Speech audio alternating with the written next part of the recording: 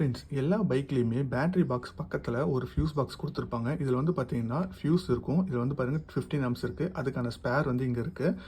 இந்த 15 ஆம்ஸ் போயிடுச்சுன்னா இந்த ஸ்பேர் எடுத்து யூஸ் பண்ணலாம். ஒன்ஸ் நீங்கள் ஸ்பேர் எடுத்து யூஸ் பண்ணிட்டீங்க அப்படின்னா புதுசாக ஸ்பேர் வந்து கண்டிப்பாக வாங்கி வைக்கணும். சப்போஸ் நீங்கள் வாங்கி வைக்காமல் ஓட்டுறீங்க அப்படின்னா இதுவும் வந்து ஃபியூஸ் போகிறதுக்கு நிறைய சான்ஸ் இருக்குது. சப்போஸ் இது ஃபியூஸ் போயிடுச்சுன்னா அந்த டைமில் வந்து உங்களுக்கு வந்து ஃபியூஸ் இல்லாமல் வண்டி ஸ்டார்ட் பண்ணுறது ரொம்ப கஷ்டம். அதனால் எப்பயுமே வண்டியில் வந்து ஸ்பேர் வச்சுக்கோங்க. சப்போஸ் எமர்ஜென்சி சுச்சுவேஷனில் ஏதோ ஒரு இதுவால் நீங்கள் வந்து வாங்கி வைக்க முடியல அப்படின்னா, இப்போ இதுதான் வந்து எக்ஸாம்பிள் எடுத்துக்கோங்க. ஃபியூஸ் போனதை எடுத்துக்கோங்க.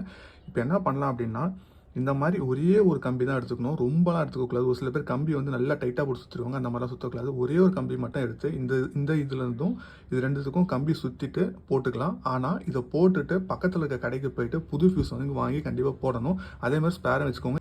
இதே மாதிரி கம்பி சுற்றி போட்டு ஓட்டினீங்கன்னா கண்டிப்பாக ஒயர் ஃபுல்லாமே பேர்ன் ஆகிடும். அதுக்கப்புறம் வந்து பார்த்தீங்கன்னா வண்டியில் இருக்க எலக்ட்ரிக்கல் பார்ட்ஸ் எல்லாமே டேமேஜ் ஆகிடும். அதே மாதிரி ஒரு கம்பி தான் யூஸ் பண்ணணும். நிறையெல்லாம் யூஸ் பண்ண